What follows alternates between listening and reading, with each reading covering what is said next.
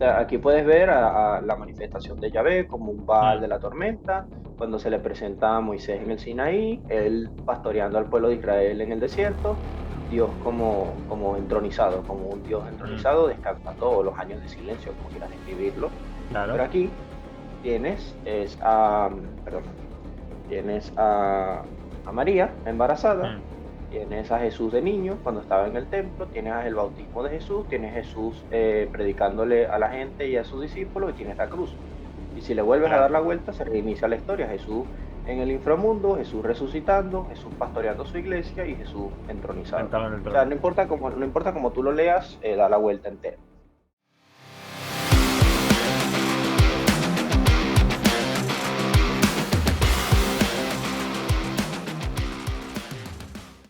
¿Cómo estás, Jesús?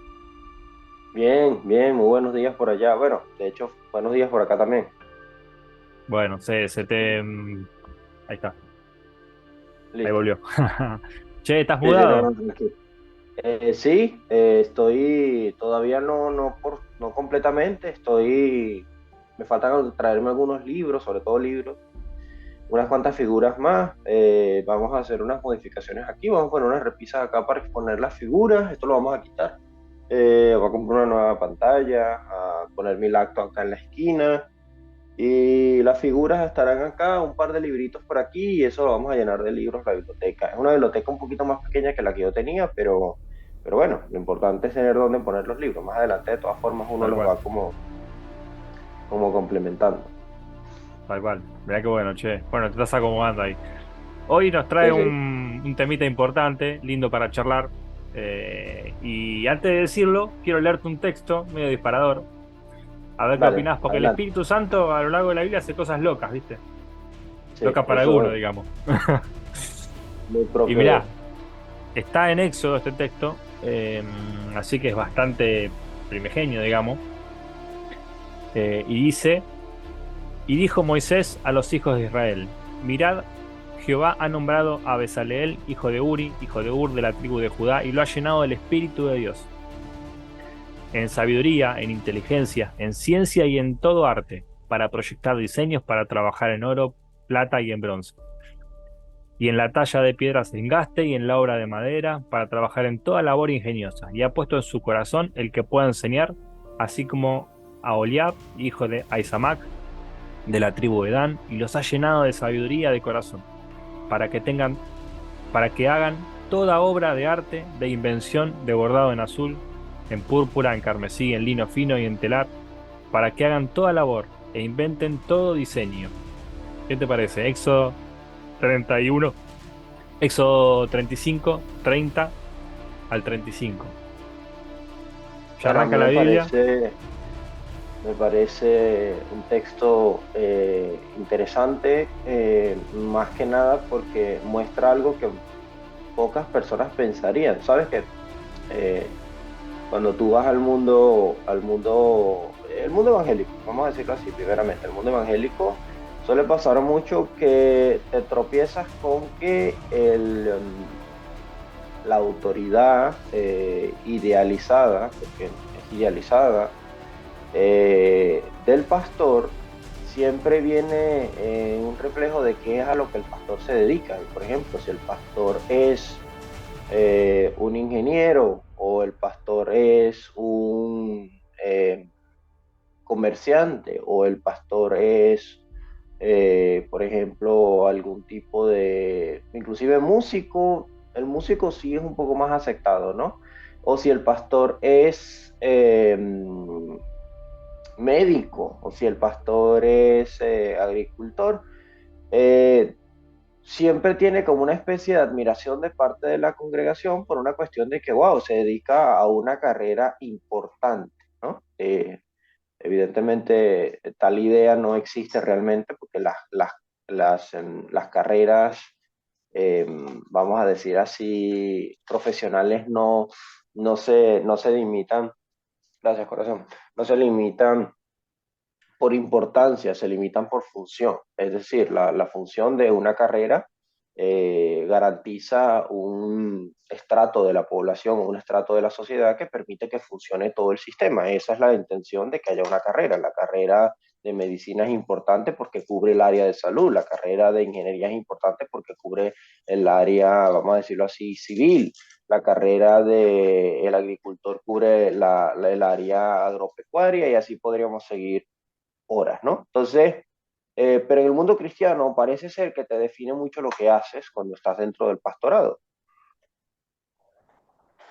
Yo tengo ciertos serios problemas con esto Te voy a- porque, Perdóname, antes que sigas un paréntesis, hay un caso muy famoso de Argentina que es Dante Gebel, no sé si lo conoces. sí, he Eh, escuchado de él. bueno, recibe muchísimas críticas. Él salió de una iglesia pentecostal acá de San Martín, de mi barrio, digamos, y siempre tuvo una vocación artística el chabón, ¿viste? Y empezó haciendo programas de humor y de evangelismo al mismo tiempo en la radio a las 12 de la noche, porque no había otro horario para él porque nadie se lo daba. Y bueno, fue avanzando y fue creciendo hasta que ahora está en Estados Unidos, hace shows en Disney, es un poco autor, es un poco showman, ¿viste? Un poco artista, humorista también. Y se dedican a la vida laburando de eso. Y la gente lo critica mucho por eso, porque él tiene su beta artística y su trabajo en el arte, en la televisión sobre todo, haciendo programas televisivos, etcétera. Y después va el domingo a predicar. Y entonces lo predican porque un pastor no puede tener ese trabajo, al margen de lo que predique o lo que sea, ¿no? Pero ya está el sesgo en su propio pueblo de que él no puede hacer determinadas cosas laboralmente hablando. Fíjate, no sabía, como te digo, sé quién es Dante Gebel, pero no sabía que ese era su trasfondo profesional. Em, fíjate que justamente en este tema del arte, por eso creo que el nombre que escogimos era el más acorde, el Evangelio de los Artistas, eh, porque se suele disminuir mucho a una persona por lo que se dedica. ¿A qué se dedica? Si se dedica al arte, es un muerto de hambre, es una persona que no va a progresar porque el arte, ojo, el arte en el siglo XXI, eso no era así hace varios años y no era así en el mundo antiguo, pero el arte en el siglo XXI no es bien visto. Se considera que el artista no solamente es una persona que posiblemente esté viviendo demasiado del amor a lo que se dedica y no tanto de la realidad como podrían plantearlos algunos. Mis padres en algún momento fueron esos, lo bueno es que lo dejaron con el tiempo. Mi papá sobre todo, mi papá vino a reconocer un poco tarde, pero vino a reconocer, gracias a Dios, en cierto punto de su vida que tenía que apoyarme en mis gustos artísticos. Ellos, por ejemplo, por una experiencia bastante personal, ellos querían que yo estudiara ingeniería, no, porque saben que yo odié toda mi vida las matemáticas, yo no nací para ser ingeniero. No me gusta ningún tipo de ingeniería. De hecho, mi hermano está estudiando ingeniería química y cuando él me habla de números, yo digo, mira, ya, explícame lo básico, química, elementos, la tabla periódica nunca me la aprendí, me daba demasiado fastidio. Eh, pero, pero era gracioso que yo era muy malo en matemática y en física, excepto en las materias donde era, por ejemplo, electricidad. Electricidad sí me gustaba y a mí suena gracioso, sí, suena bastante irónico. Me gusta demasiado la física cuántica. Yo soy uno que estudia agujeros negros, viajes en el tiempo, universos paralelos, de qué está compuesta la materia para que pueda viajar a través de, pues como tengo una fijación por el mundo espiritual, también tengo que analizar cómo podría ser posible que el mundo espiritual exista y a través de qué. Yo tengo una teoría que los alumnos que me preguntan me dicen, hermano, pero ¿usted qué cree de los ángeles o de Dios o de los dioses? Y yo siempre he dicho, bueno, los dioses para mí son seres interdimensionales que posiblemente están compuestos molecularmente de luz y la luz puede viajar. Entonces no tiene ese problema que tiene la humanidad, porque nosotros somos luz muy rebajada. Entonces, claro, cuando ven esa teoría que les planteo, les digo, ¿por qué? Porque Dios se mueve entre tiempos, pero en realidad no es entre tiempos, es entre dimensiones. Entonces, esas dimensiones no lo atrapan a Dios y por lo tanto puede viajar en el tiempo y puede modificar la materia porque esa es una capacidad que científicamente se sabe que podría tener un ser interdimensional, un ser que viva en la quinta dimensión. Bueno, todo eso porque yo me gusta la física cuántica y me gusta la física y me gusta la astronomía. Entonces, ya por allí sí tengo un lado muy, muy técnico, muy matemático, pero no por los números. Yo no sé, tú puedes hablar conmigo mucho de la teoría, de los planteamientos teóricos, ahora no me hables a mí de la forma de aplicarla matemáticamente hablando. Yo sé que hay matemática detrás, pero gracias a Dios no necesariamente entiendes la teoría con los números, también la puedes entender con un gráfico. Y bueno, Sí. eh, la realidad es que aún así mis padres terminaron reconociendo que a mí me gusta el cine. Yo soy realizador cinematográfico, yo tengo un diploma en realización cinematográfica en área de director, producción y guión. Aparte de eso, yo me gradué de algunos cursos de guionismo y yo estudié un tiempo en la universidad, en la universidad, la UNEI en Venezuela, una universidad nacional, diseño integral. Yo dejé la carrera al final porque era muy cara. Es muy cara mantener esa carrera en Venezuela. Y además, bueno, la situación de Venezuela no es un misterio para nadie. Sin embargo, siempre tuve mi lado muy enfocado a la teología, siempre. De hecho, yo cuando hacía mis diseños allá en la universidad se quejaban porque siempre dibujaba ángeles o demonios y cosas y no dibujaba otro tipo de conceptos, no me llamaban la atención. Pero bueno, terminé cayendo en la universidad, yo digo que estrategias de Dios, yo terminé cayendo en la, ¿cómo se dice? En en el mundo del tatuaje.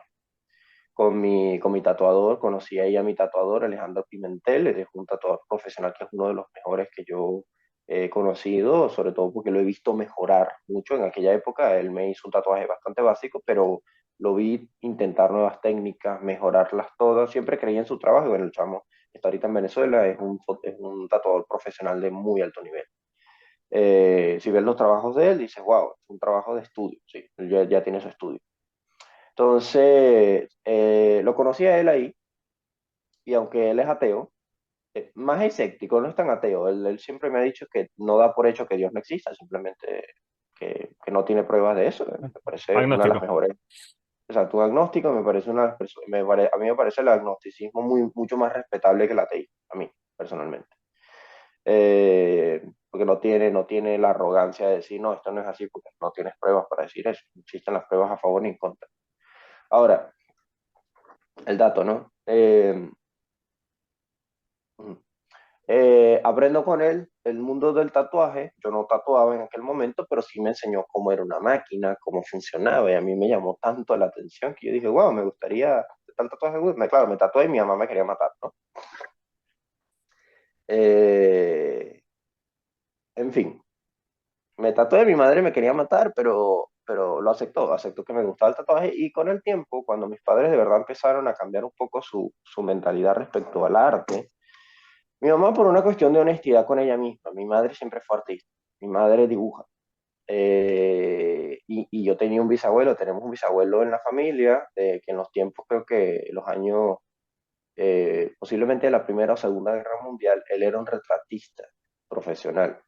Y eso viene por el lado italiano de la familia. Mi mamá, su ascendencia es italiana. Y eh, hay una vena artística en la familia. No solo eso, de que mi mamá dibuja, yo soy artista, soy ilustrador y artista gráfico. Uno de mis tíos es ingeniero civil, pero él también hace los planos. Y su hija es ingeniero civil y arquitecto. Por otro lado, mi papá siempre hacía bocetos de planos, aunque él nunca estudió ningún tipo de arquitectura, pero él siempre diseñó los planos de todos los planteamientos que él tenía que hacer para las compañías con las que él trabajaba. Y mi papá diseñaba techos de policarbonato en Venezuela, ¿no? Eso era el trabajo que mi papá tenía en una de sus empresas. Eh, y ahí tú te empiezas a dar cuenta, de alguna forma, que siempre hubo una vena artística en mi familia, siempre la hubo.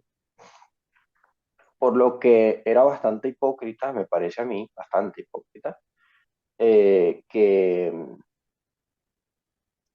que no me apoyaran a mí por querer ser otro artista más. ¿Me explico? Después de todo, mis padres intentaron mucho, desde que yo era joven, que yo hiciera algún deporte.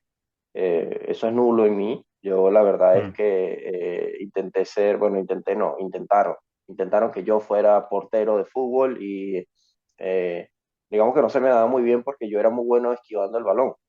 así que no me gustaba llevar pelotazos, así que te imaginarás que no era lo mío el ser portero. Tampoco me gustaba mucho el tenis, me cansaba. Me gustaba más el ping-pong, eso sí, ping-pong nunca fui muy Me encanta malo. el ping-pong. El ping-pong, hay una mesa de ping-pong en mi trabajo en Edimburgo, ¿no? Y la verdad es que a veces el manager, yo digo que por pasar vergüenza ajena a él mismo, porque él me reta, pero él no juega, yo sí, jugaba ping-pong y le gano muy fácil. Entonces yo lo Claro. miro y le digo, a ti te gusta pasar pena delante de mí, ¿verdad? No, no, no, no, aquí estamos jugando aquí entre tú y yo, tú sabes, aquí no se va a enterar nadie. No te preocupes que algún día voy a organizar un torneo de todos los empleados de Y van a ver. ping-pong. Y vamos a ver si van a ver que tú eres malo y que yo no soy tan malo, pero que tú eres malo. Y me miraba Ah, y me decía, eres un desgraciado. Y yo, bueno, pero de verdad que estaba siendo honesto con él.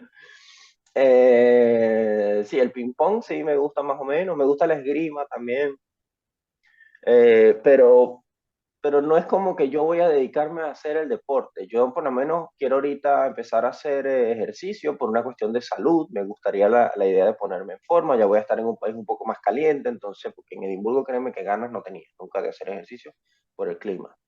mm, Pero bueno, no tengo la vena deportiva, descártala, no la tengo. La claro. tiene mi hermano le gusta el fútbol, siempre le ha gustado el fútbol. Yo lo poco que sé de fútbol, pues gracias a mi hermano. Cosa que a mi hermano le da un poco de risa, porque hace poco estuve en Madeira y yo veía por todos lados la estatua de Cristiano Ronaldo y a mí poco me interesa Cristiano Ronaldo. Si me dice, tómate una foto con la estatua, y yo digo, ¿para qué? Chamo, vas a ir a Madeira, esa es la isla donde él nació. Ah, él nació ahí. No sabías eso, no repitas eso delante de un madeirense. Y yo, pero bueno, no sabía. Mi hermana es así, ¿no? Mi hermano no le gusta a Ronaldo, le gusta más Messi, pero le tiene respeto a Ronaldo, normal. Eh, Es un gran jugador de es fútbol. otro crack. Sí, exacto. O sea, ya, mi hermano y yo, porque un día lo estábamos hablando, digo, yo pensé que Ronaldo es bueno, y mi hermano dijo, es un gran jugador, lo que pasa es que a él le gusta más Messi, pues considera que Messi lo tiene más por talento propio de Ronaldo porque lo ha logrado a lo largo de su vida. O sea, para mí Ronaldo es un ejemplo de esfuerzo y Messi es un ejemplo de talento. Y bueno, ahí los tenemos a los dos, vamos a decirlo como es, los dos mejores jugadores de fútbol del siglo XXI. Entonces, eh, sí, bueno, yo no me pongo a pelear con eso, yo lo reconozco. Entonces que mi hermano Está es bien, más del está perfecto, está Barcelona, mi perfecto. papá también, y ellos que quieran que y le reconozco a Messi su último mundial, de verdad, Obvio. que bueno. Entonces, ahí está, ahí está. Además, hablando esto con un argentino, a mí solo se me ocurre, pero bueno, el punto es que la verdad es que él es el que es fanático de este tema y yo siempre traté de inmiscuirme un poco en su mundo por el asunto de que a mi hermano le gusta el deporte y a mi papá también, y yo a ellos los quiero, los amo. Entonces yo pues, obviamente trato de entenderlos, pero uno esperaría un poquito más de reciprocidad en ese sentido con el mundo de uno. Es gracioso que mi papá, tras su segundo divorcio, eh, con su segunda esposa, la madre de mis hermanitos, no mi mamá. Mi mamá es el primer matrimonio de mi papá. Con está mi hermano y mi hermanita. Mis otros dos hermanitos son con el segundo matrimonio de mi papá. Estos dos hermanitos, perdón, ellos no. Su madre creció siendo un poco controladora con mi papá, un poco mucho. Entonces nos distanció de alguna forma, un poco de mi papá. Yo no me ¿Vos quise dar cuenta. vivías en la casa con ella? Yo vivía con mi madre Ah, en con tu mamá. Caracas, la capital, con un tiempo, luego viví con mi papá un tiempo, luego volví a vivir con mi mamá. En esa época yo estaba relativamente distante de los dos. Había cierto grado de abandono. Era más por una cuestión de que ellos estaban pasando por un luto, por su relación. Mm, Y bueno, tú sabes, en esas épocas es duro lo que viven los hijos porque están en el medio. claro. Entonces, bueno, no voy a hablar aquí de ellos, o sea, simplemente eso. Pues había una distancia considerable entre mi papá, mi mamá y yo. Y no fue culpa, o sea, en un divorcio los culpables son nada más la pareja, la verdad, pero no voy aquí a hablar mal de mis padres. Mm, Simplemente que en esa época también se marcó mucho el hecho de que ellos esperaban de mí un alumno de excelencia, que no tenía yo el más mínimo interés de serlo, mi hermano era ese alumno. Pero siempre, siempre, siempre, siempre estaba esa vena artística en mí. Tú podías ver mis cuadernos en el bachillerato y mis cuadernos eran anotaciones del profesor, pues no sé, 5, 4, 6. El otro lado del cuaderno estaba lleno de dibujos. Entonces, ya tú podías darte cuenta de que yo en clase lo único que hacía era dibujar y Claro, mientras el profesor explicaba, a veces eso les sorprendía a los profesores, pues salía con que el muchacho no está anotando nada, no anota nada, va a salir muy mal en el examen. Y yo no salía tan mal en el examen porque lo escuchaba. Yo le decía, el profesor piensa que mientras yo dibujo no estoy oyendo la clase. claro. Y mis padres, no, tienes que anotar porque es importante, porque esto, por lo otro. Hay un fenómeno que la gente no sabe, ¿eh? Con los hijos debería considerarlo.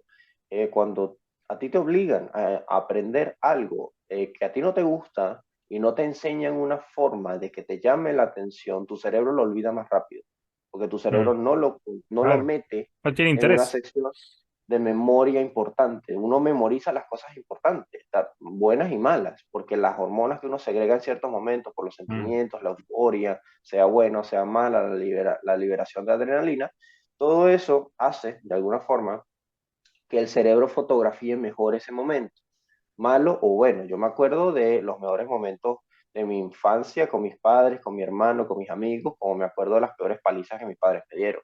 Entonces, mm, eso nunca se me olvidó. Pero los ujú. momentos, vamos a decir, irrelevantes, entre los que Se entran olvidan. ciertas, se olvidan, porque el cerebro no lo pone como información prioritaria, lo pone como información temporal que necesitas para sobrevivir al estudio. Lo mismo me pasa con los trabajos. Yo tengo trabajos que te lo juro que se me olvidó por completo cómo yo hacía el trabajo. O sea, tú me dices a Mira, mí, Jesús, pero tú hacías sándwiches en Subway.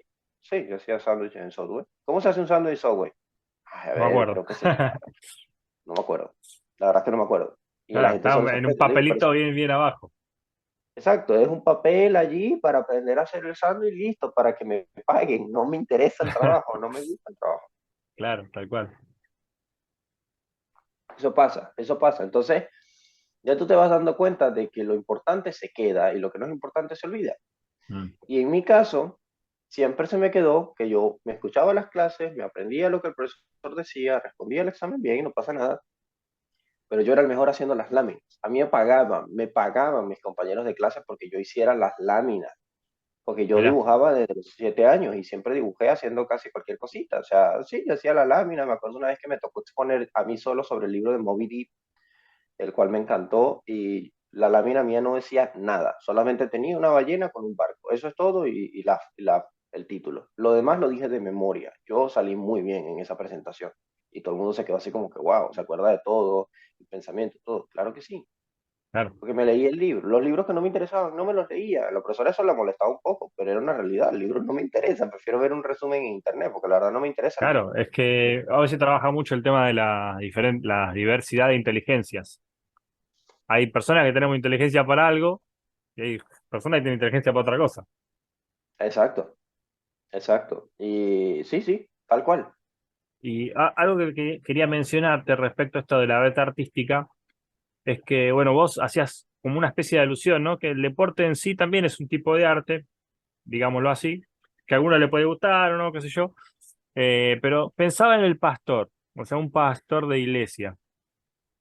Y en algún sentido, los pastores, justo lo veíamos en una charla en la iglesia donde estoy yendo hoy, donde se hablaba del don pastoral, que también tienen que tener cierta creatividad, cierta ingeniería, porque los pastores no me refiero al que trabaja con personas, sino más el sobrevedor.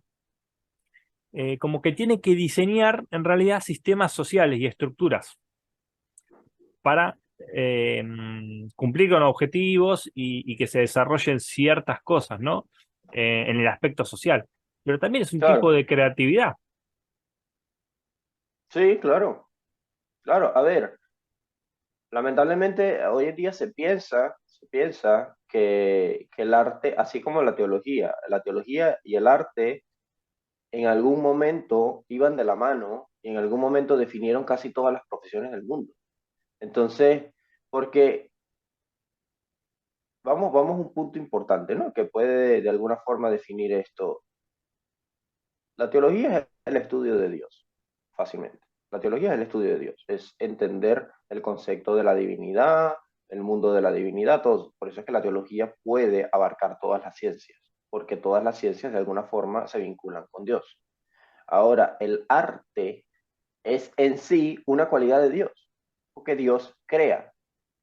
Entonces, no puedes desvincular al artista que su principal función es crear de la, vamos a decirlo así, de la función que ejerza, por lo menos en este caso, el pastor dentro de la iglesia, pues está relacionado directamente.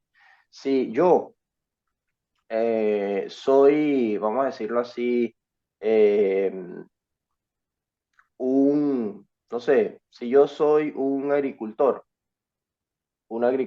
yo me dedico a la siembra y la cosecha. Hay gente a la que llama a eso el arte de sembrar.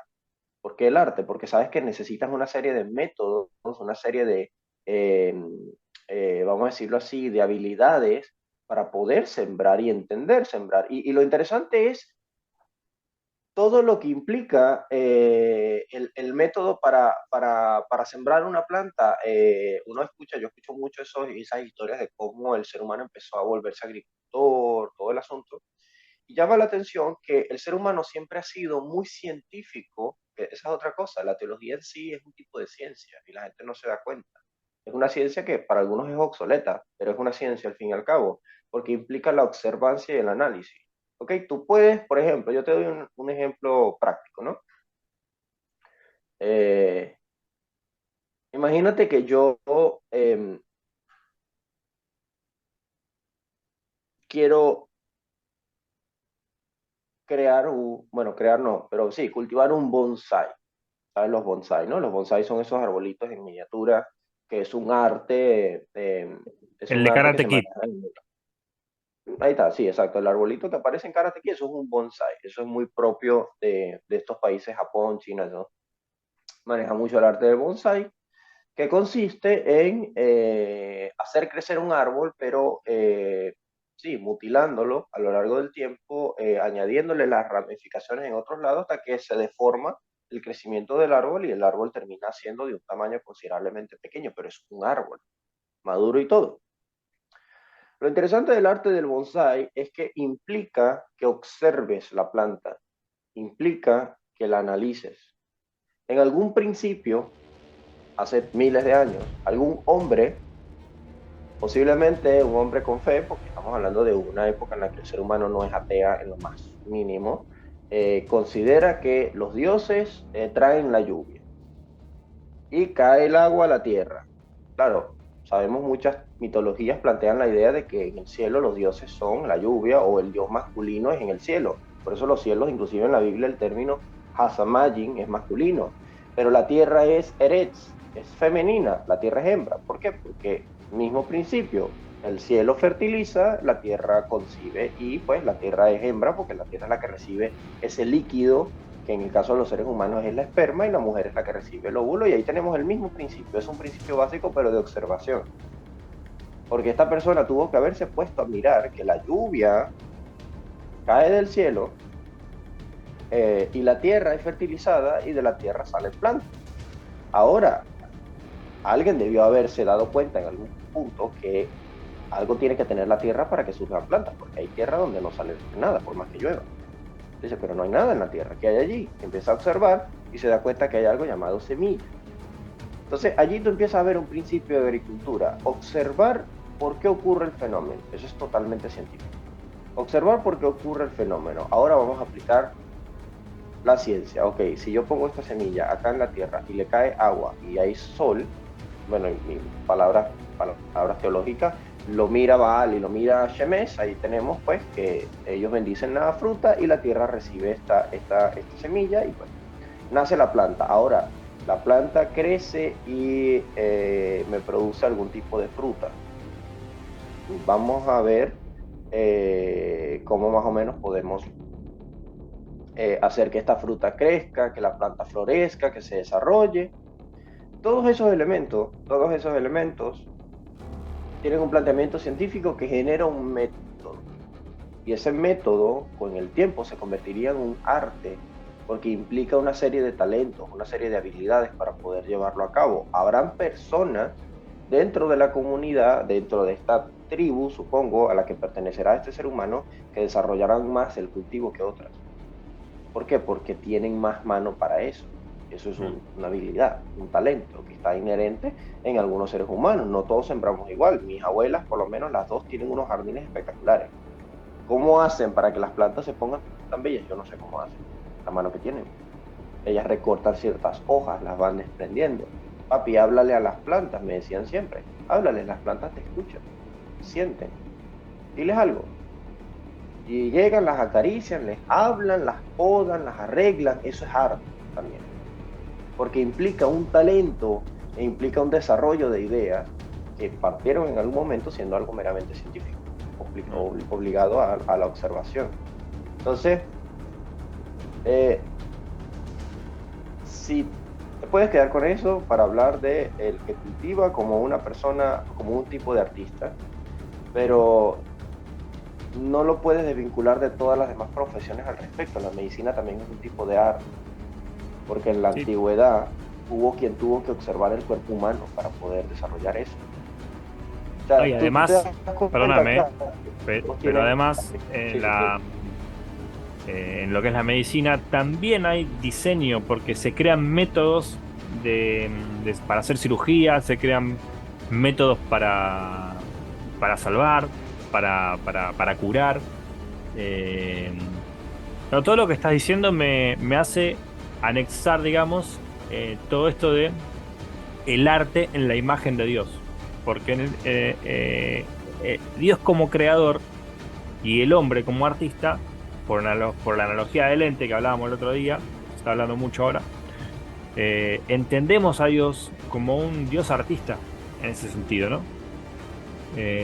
Porque Dios tiene métodos, porque cuando uno lee Génesis, es lo que el autor está transmitiendo, que hay una manera en la que Dios crea, hay un orden, entonces veo eso en la imagen de Dios, ¿no? Y que obviamente la imagen de Dios en nosotros reproduce esa realidad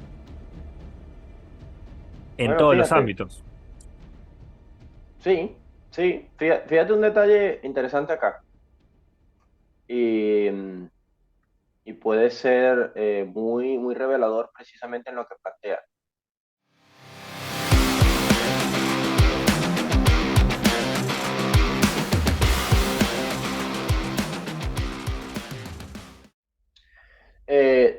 En Génesis 1 yo creo, de hecho académicamente se considera que en Génesis 1, aparte de que está contestando un mito mesopotámico, el Enuma Elish, Génesis 1 no es el relato más antiguo del Génesis.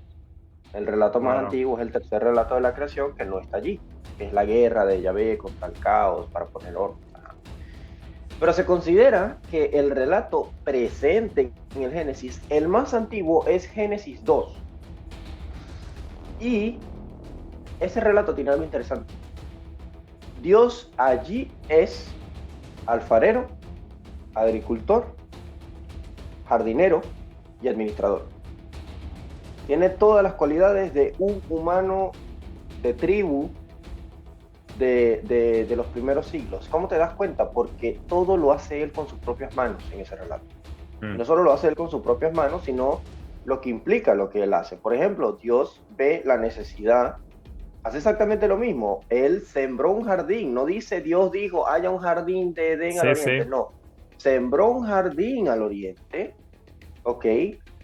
Trazó unos ríos que surgieran de oriente para que se establecieran y regaran la tierra, y luego vio que vio necesario poner a alguien a administrar el jardín. Entonces dice que él hizo al hombre con el polvo la tierra roja. La tierra roja se entiende que es arcilla. Él hace al hombre con arcilla. Estamos hablando de un artista. Entonces vaya, agarra al hombre, lo hace con sus propias manos, le insufla aliento de vida y establece a este hombre, a Adán, en el jardín que Dios había hecho. Adán no hizo nada en el jardín, todo lo había estado haciendo Dios. Entonces ves a un Dios jardinero, a un Dios agricultor, a un Dios artista, que podría parecer totalmente distinto al Dios que algunos se imaginan en la Biblia, que es un Dios sentado en un trono y viendo cómo todas las cosas funcionan, que pareciese ser el Dios de Génesis 1, pero no es el Dios de Génesis 2. Entonces, llama mucho la atención, Sí, porque no solo se ve que es más antiguo el relato, porque tiene un antropomorfismo supermercado, o sea, Dios es una entidad allí funcional y activa que está creando, sino que Dios tiene cualidades que podrían considerarse bastante menos cósmicas, porque este es el detalle. En Génesis 1 claro. ves un Dios muy cósmico, cómo establece todo con el mando de su voz. Es como que Dios lo dice y las cosas se hacen, así como una Sí, especie de es magia. como que en el capítulo 2 hay más mito y en el capítulo uno hay más logos. Entonces es como que, bueno, el hombre parte del mito, pasa por logos después. Entonces como que se nota eso. La trascendencia en uno y la obra tangible en dos. Lo cual Sí, obviamente es mítico porque Dios no tiene manos, ni tiene pie, ni nada de eso en ese sentido, ¿no? Eh, claro, a ver, si tomamos la idea de que Dios es espíritu, no tiene, vamos a decirlo, no tiene biología, pero Dios tiene apariencia. Eso sí es una cuestión que el texto bíblico deja bastante claro. Dios tiene apariencia, Dios tú lo puedes ver y puedes ver lo que tiene, ¿entiendes? Algo que pudiese ser funcionalmente mano, funcionalmente pies, pero no es biológicamente como nosotros. O sea, no, ¿cómo le diría yo a una persona? Dios debe tener nalgas para poder sentarse en un trono, pero no sé si tiene ano. ¿Me ay, explico? sí, sí, se Es una, entiende. es una, es una referencia un poco atrevida, pero es una cuestión de lógica, ¿no? Porque ese es el planteamiento precisamente de los ángeles de Génesis 6. Dice, no, bueno, pero si los ángeles tienen pene es porque deben haber ángeles hembras. No necesariamente, pueden simplemente tener una cierta biología, pero no es una biología que uno entiende. Y ya. Claro, O una capacidad biológica distinta, porque a lo mejor, como en Génesis 18, los seres celestiales comen, pero no tienen que evacuar la comida, no, la asimilan. Y ya. claro. Sí, sí, sí. Ok, entonces, eso ya es filosofía, eso ya es otra Claro, cosa, eso ya estamos claro. entrando en un aspecto de filosofía. Lo que sí es que el texto dice tajantemente que Dios es un alfarero, que Dios es un agricultor, que Dios es un jardinero, que tiene esas cualidades y son artísticas todas, todas, porque implica que Dios se tomó el tiempo de hacer eso. Porque no es como lo pensaría la gente normalmente o naturalmente de que en Génesis 1 las cosas pasan porque Dios las manda. Por eso se sabe que contesta a un mito, porque básicamente está hablando de cómo Dios sacó el orden del caos y estableció su templo. Ahí la estructura que está dando es de templo, o sea, Él no está creando nada, todo lo está poniendo de vuelta donde va, eso es todo. ¿Ok? Eh, pero volviendo al dato, vamos a acercarnos un poco más eh, a lo que decías de Éxodo, por ejemplo, como algo necesario. ¿Será necesario de verdad que los artistas tengan un lugar importante dentro de la congregación? ¿Será necesario que el artista deba ser reconocido dentro de la iglesia? Yo te voy a decir una cosa irónica, ¿no? Me pasó muchas veces en la vida, muchas. A mí me dijeron que yo estaba pecando porque yo estaba dibujando cosas celestiales. Me lo dijeron mucho. Muchos, Ah, distintas por el personas de mandamiento distintos de lugares. no te hagas imagen. Exacto. Por el mandamiento de no te hagas imagen, por ese mandamiento. Yo estudié el mandamiento, lo estudié. El mandamiento se refiere a ídolos. Yo hasta donde sé, no me he puesto de rodillas delante de ninguna de mis figuras, ¿ok? Ni de ninguna de mis figuras, ni nada. ¿Por qué? Porque entiendo la diferencia entre representación, ¿ok? Y ídolo. Y los ídolos la gente poco los entiende, porque la gente piensa que un ídolo es una estatua representativa, pero una estatua representativa y ya. Entonces tú dices, ah, bueno, pero si tú haces una estatua del Jesús Redentor, entonces estás haciendo un ídolo. Qué enorme ídolo el que hay ahorita en Brasil, en Río de Janeiro, qué enorme ídolo el que hay aquí en Lisboa, porque en Lisboa hay una estatua de Jesús también. Y la realidad es que no. La realidad es que no es un ídolo. Bueno, yo no sé quién vaya a ponerse de rodillas delante de esa estatua, puede que haya alguien, pero es una imagen representativa. Bueno, pero eso está prohibido, no te harás imagen de lo que está encima de los cielos, ni bajo de la tierra, ni ajá. Eh, te voy a Perdóname, explicar cuál es el problema. Sí, el texto dice, no te hagas imágenes para que te inclines a ellas, para que las honres. No dice no te hagas imágenes y punto. exacto, Aparte, exacto. el tabernáculo tenía un montón de imágenes. Y de hecho, Sí, el mismo arca tiene unas dos imágenes de querubines, de cosas que están sí, en el cielo. sí, y el templo de Jerusalén también tuvo por mucho tiempo estatuas de otros dioses también, eso está en el libro de Ezequiel, habían muchos dioses Mm. dentro de las estatuas, los dracmas de Israel, todos los que se han encontrado en arqueología, todos tienen imágenes de dioses egipcios, de serafines, de todos están allí. También encuentras que, que Dios utiliza referencias de imágenes, por ejemplo, en el Éxodo, él habla de que transformó la vara en una serpiente. Eso está realmente muy vinculado con Egipto. Y cuando tú te vas a la plaga de los serafines, de las serpientes, de las cobras ardientes que andaban mordiendo al pueblo, Dios le dice a Moisés que haga una serpiente de bronce y la coloque en un asta.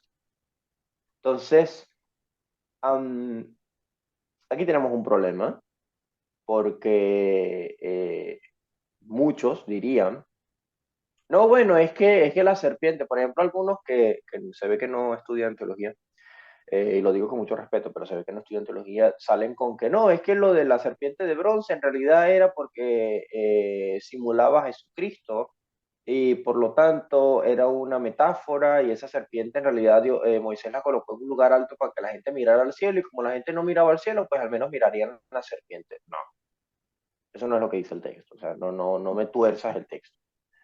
El texto dice claramente, miren la serpiente, y cuando la miren serán sanados. Es porque la serpiente simboliza algo. Y Jesús no está diciendo que él era la serpiente, está diciendo, tomando la idea de la serpiente como un arquetipo de lo que le pasaría a él, lo mismo que con Jonás.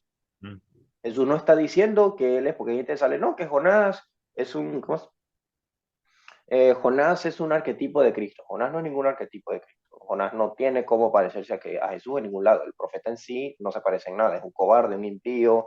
Y el relato en sí, yo voy a hablar de ese relato en el aniversario de la escuela, que tiene un contenido altamente mitológico. Entonces, nada que ver. Pero cuando tú te vas a lo que Jesús está diciendo, Jesús está hablando de la señal de Jonás. Es decir, lo que le pasó a Jonás le va a pasar al Hijo del Hombre. Eso. Mm. Así como Moisés levantó una serpiente en el desierto, así el Hijo del Hombre será levantado. No está Jesús aprobando esa cosa para decir que eso lo representa a él. Eso es meter teología cristiana en el Viejo Testamento. Hay que tener mucho cuidado con eso. ¿Ok?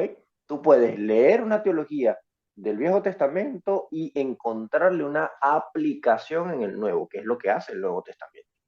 No meter teologías allá, porque el Viejo Mm. Testamento realmente no está consciente de que va a tener un contacto con un Nuevo Testamento. Eso es algo Claro. que hay que entender. Ellos no están pensando eso. Cuando ellos hablan de un Mesías, puede que esté un Mesías que esté en ese momento vivo, que sepan de quién habla, aunque el Nuevo Testamento pueda releer esa profecía para aplicarla a Jesús como Mesías. Claro. Eso es válido. Eh, yo hice un trabajito en un seminario hablando de epistemología y había leído un capítulo de un libro de un filósofo acá argentino, Gabriel Zanotti, que se llama Filosofía para mí, donde explica el método científico, cómo se va desarrollando el entendimiento y comprendiendo progresivamente la realidad.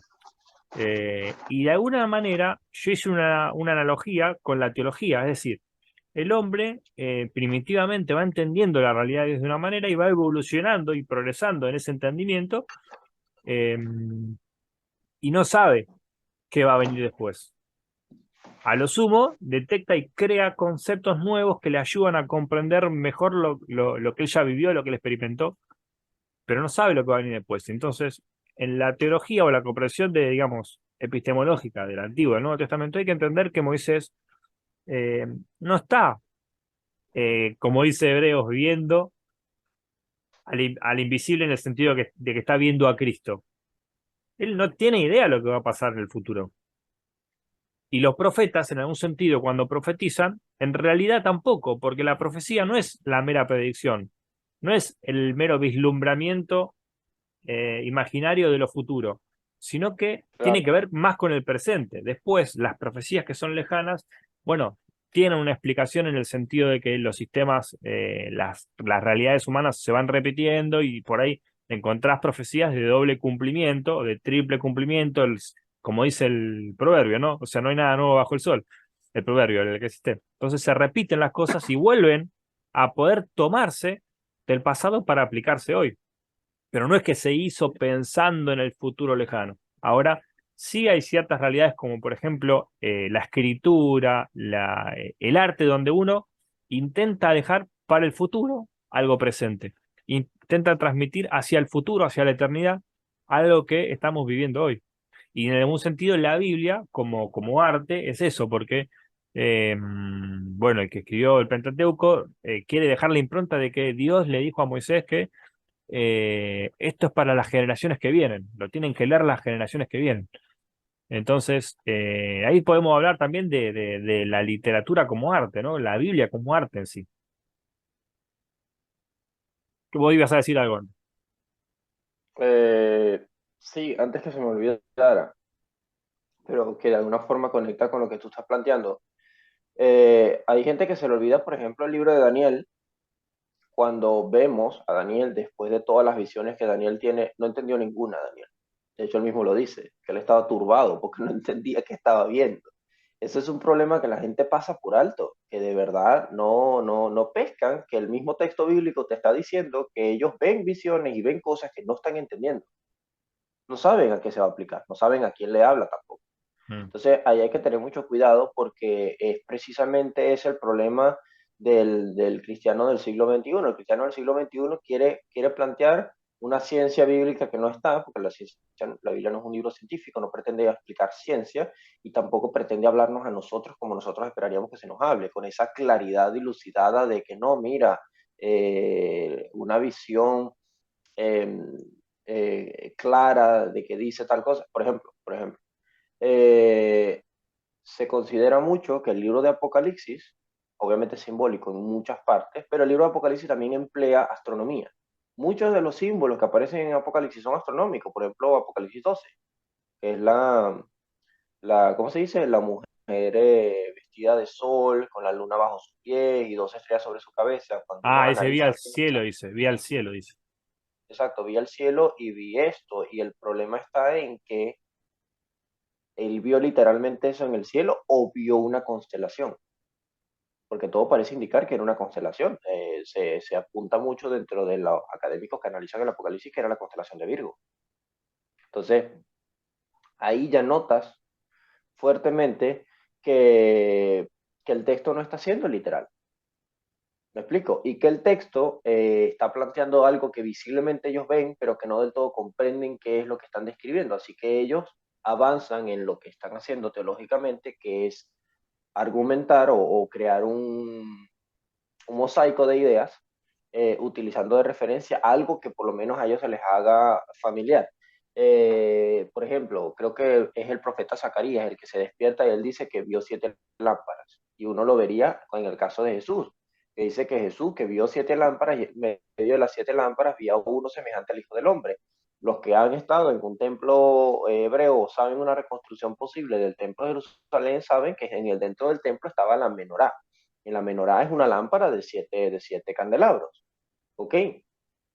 Claro, si Zacarías se despierta y lo primero que ve delante de sus ojos es a la menorá, y hay alguien que está hablando con él, porque obviamente le está hablando un ángel, eso lo dice el libro de Zacarías, es obvio que un objeto a lo que él está acostumbrado a ver ya cobra otro sentido, porque él no está viendo algo nuevo, está viendo un objeto que él siempre ha visto, está viendo a la menorá, pero esta vez aparentemente lo está viendo rodeada de dos olivos, que son dos testigos, y el ángel está explicando lo que está viendo.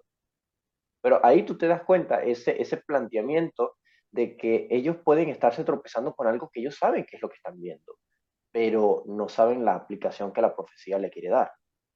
Entonces, ya poco a poco tú te empiezas a relacionar con la idea de que las profecías, los profetas, lo que indica el texto bíblico, no necesariamente lo están entendiendo ellos de la manera en donde nosotros lo entenderíamos hoy en día. Porque además hay otro detalle allí. y a mí me parece muy importante. Eh, Hoy en día nosotros no imaginamos lo que ellos están viendo, ¿ok? Podría decir que literalmente lo hacemos porque es inevitable que si yo te digo a ti, mira, Jonathan, no sé, imagina una lámpara. O Jonathan, mira, tú sabes que las lámparas de IKEA son lámparas rectangulares que suelen iluminar un poquito bajito, ¿no? Es imposible que en tu cabeza no te estés imaginando la lámpara que yo te estoy escribiendo, porque tu cerebro inmediatamente trata de asociar la imagen para saber de qué rayos te estoy hablando. A nadie le digo, mira, tú sabías que los elefantes son muy rápidos y nadie se imagina un elefante. Es imposible, porque el cerebro hace eso por asociación. El problema con lo que hace por asociación, dame un momento. El problema de lo que hace por asociación hace también que te alejes demasiado de lo que asociaría una persona de la época Mm, bíblica. ¿Y por claro. qué estoy diciendo este plan? ¿Por qué estoy diciendo esta idea que puede sonar un poco rebuscada? Porque yo me he dado cuenta personalmente lo fácil que la gente te entienda una idea cuando tienen un dibujo para entenderla. Lo fácil que es que la gente se acerca a lo que dice el texto bíblico cuando de por medio hay una imagen que te lo manifiesta.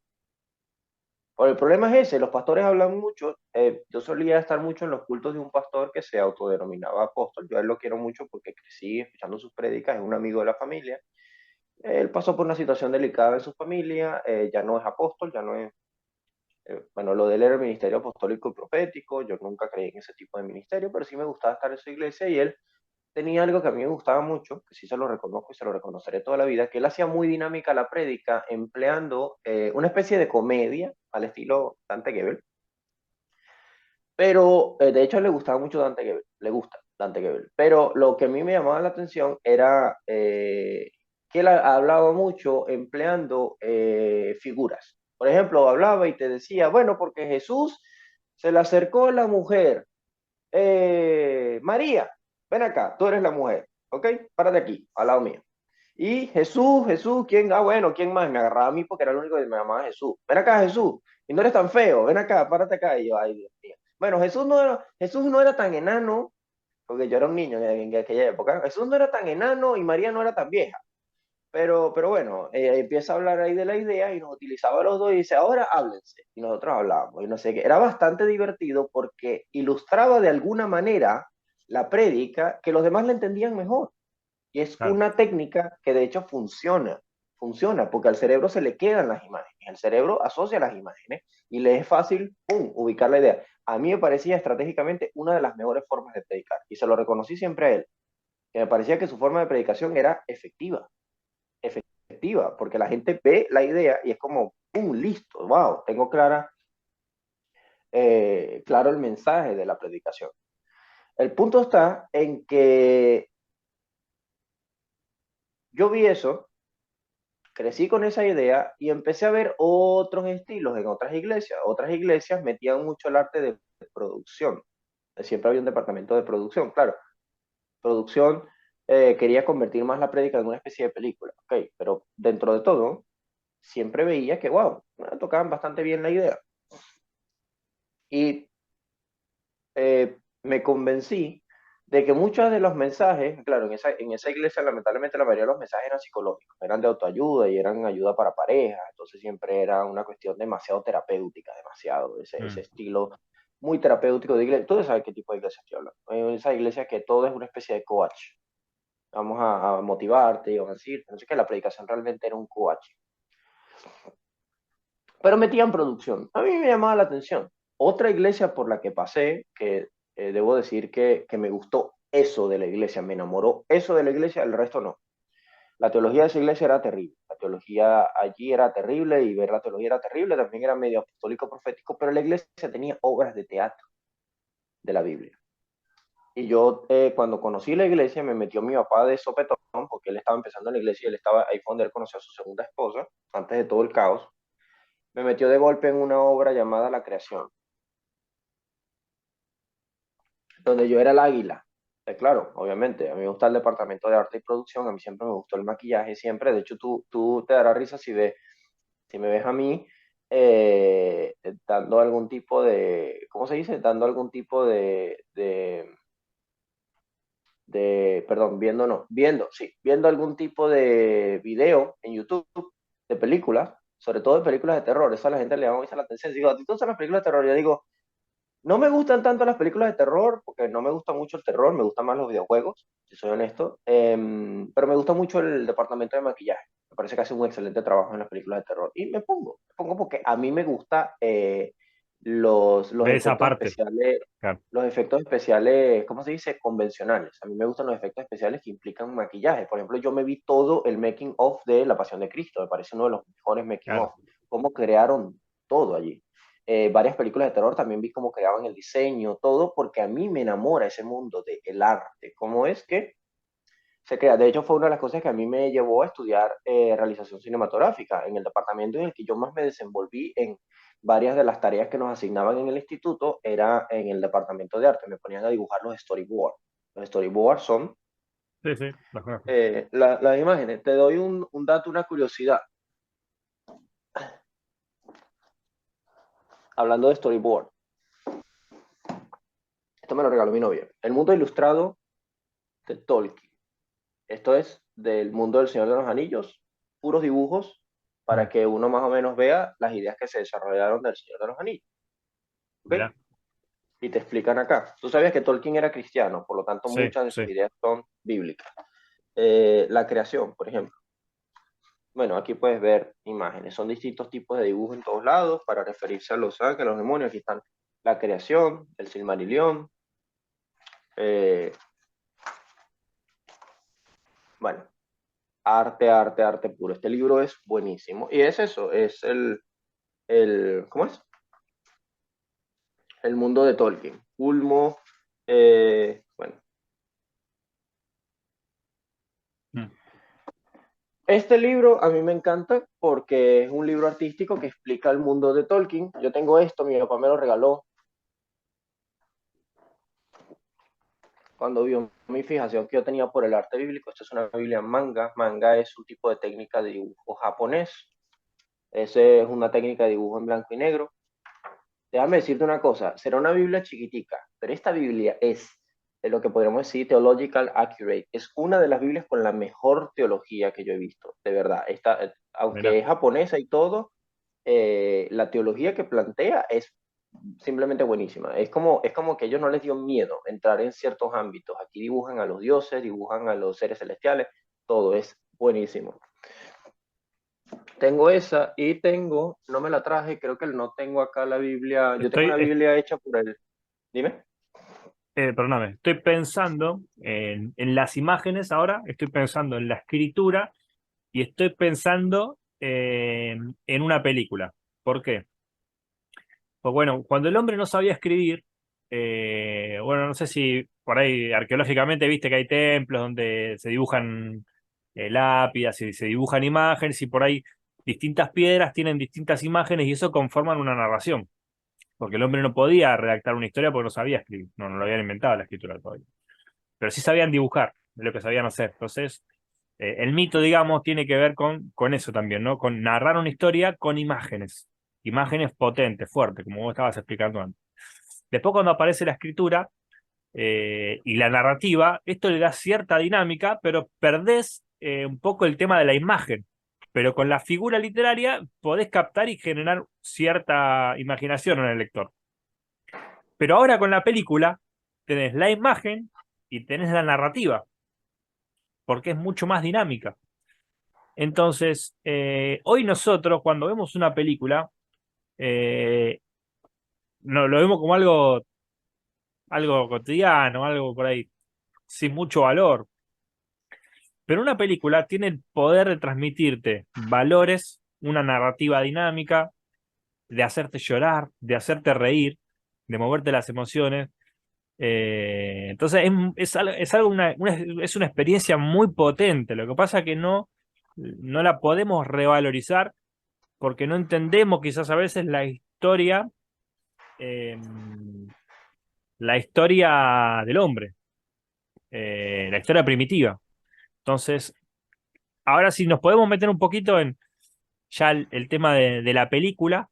del arte cinematográfico como mensaje, como herramienta de transmisión de información teológica.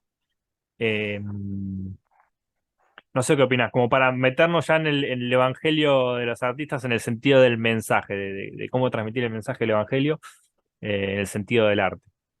Sí, sí, ya, fíjate que tú dijiste algo muy importante con respecto a las películas, ¿no? ¿Y por qué te muestro yo esto? Eh, yo llegué a una conclusión. Aquí estamos hablando de muchos temas, como siempre tú y yo conversamos en general de todo un poco. Sí, Pero yo llegué a una conclusión. El mensaje bíblico llega mucho más fácil cuando tú empleas algo como una obra de teatro, cuando tú empleas algo como un poema. El mensaje bíblico ha llegado por años muy, muy bien a través de música y canciones. Por eso la Biblia insiste tanto con los salmos. Y la iglesia primitiva cantaba salmos. Y de hecho, tú encuentras que la iglesia primitiva dibujaba demasiado, demasiado. Hay garabatos de aquellos que adoraban a Cristo, hay imágenes en tumbas romanas de cómo imaginaban a Cristo. La Iglesia Católica también por años, que eso mucha gente lamentablemente no lo ve bien, pero no lo entienden, que por mucho tiempo de forma didáctica la Iglesia Católica decoraba sus templos con imágenes de la Biblia para poder enseñarle a esta gente lo que dice el texto bíblico sin necesidad de una Biblia, porque no era accesible la Biblia. ¿Me explico? Tú te das cuenta que el ser humano siempre ha sido un ser audiovisual. Siempre ha sido audiovisual. Tiene que ver y escuchar. Y el problema con las prédicas es que son muy tediosas. Son tediosas porque el ser humano se ha vuelto adicto a ver y entender. Y lamentablemente no todo el mundo tiene la imaginación que tienen los artistas. Por eso los artistas son tan importantes en ese sentido. Porque Dios sabe el potencial que tiene un artista. ¿Qué potencial tiene un artista en los tiempos de bíblico? Muchísimo, porque es el que mejor puede representar lo que Dios quiere manifestar, que fue lo que Dios necesitó para el templo de Salomón. Artistas. Dios fue tajante. ¿Qué era lo que Dios quería con el templo de Salomón? ¿Decorarlo para que se viera bonito? No, quería que el templo de Salomón simulara el jardín del Edén. Y para eso tenía que llenar el jardín, tenía que llenar el templo de todo lo que tenía el jardín de Edén. Vida, color, brillo, el oro brilla, habían querubines porque el jardín estaba lleno de seres celestiales y habían árboles. Entonces, el jardín de Edén tenía que ser simulado o emulado a través del templo de Jerusalén. El arca de la alianza tenía que emular a Dios también. Claro, la diferencia era que el arca de la alianza hacía la vez de arca y hacía la vez de trono.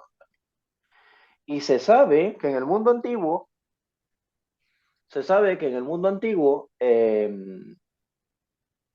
habían muchos templos con estatuas. Con estatuas. ¿Qué es el ídolo? Y aquí quiero cerrar una idea que habría hace rato. Pero, ¿qué es el ídolo en el mundo antiguo? El ídolo es una imagen representativa del Dios, pero muchas culturas pensaban, como por ejemplo los mesopotámicos, que el Dios poseía esa estatua, eso también lo llegaron a pensar los griegos. El Dios poseía esa estatua y a través de esa estatua el Dios se comunicaba contigo.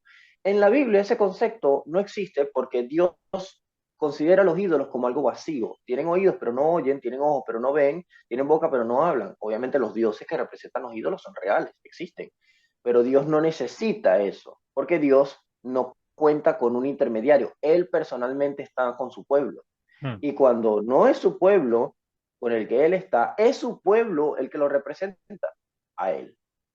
Por eso Dios hace al hombre a su imagen y semejanza. El concepto de ídolo es que nosotros somos los ídolos de Dios, porque Dios nos usa a nosotros para manifestarse.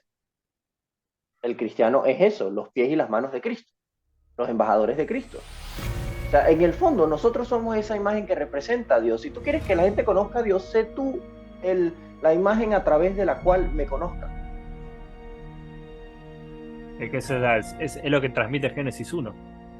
Exacto. Entonces tú ves esta concepción y terminas dándote cuenta que Dios no tiene ningún problema con las representaciones ni con las imágenes. Tiene un problema con que tú las adores como si fueran reales.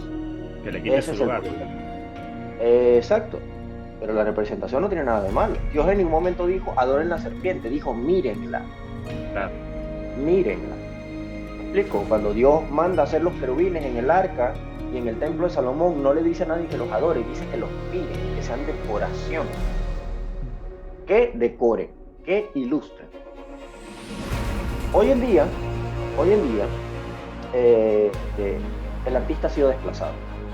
Ha sido desplazado porque nadie lo toma en serio. El tatuador, el fotógrafo, el ilustrador, bueno, el músico no tanto. El músico se ha salvado porque en la Biblia es bastante evidente que la función del salmista es importante, se mantiene. Pero a mí nunca me ha llegado tan efectivo el mensaje del Evangelio, más allá de la música, porque yo soy amante de la música ciertamente, como me ha sido a través de los dibujos. A mí las Biblias que más me explicaron el texto bíblico, que más me hicieron curiosear, revisar texto, han sido los cómics. Yo tengo una nube de puras novelas gráficas en mi tablet y las reviso, las leo. Algunas son cómics de Marvel, otros son cómics bíblicos, otras la vida de Jesús. Algunos cómics son muy explícitos. Por ejemplo, yo tengo un cómic del libro de Apocalipsis que es bastante crudo, bastante, muy feo. Pero las imágenes son impactantes, son espectaculares. Te mando una y te muestro aquí rápidamente. Vale, a ver, a ver. Dame un segundito que muteo, que tengo que hacer un llamado, un minuto de un temita laboral. Tengo que decir una cosa Sí, no, y tranquilo, seguimos. tranquilo.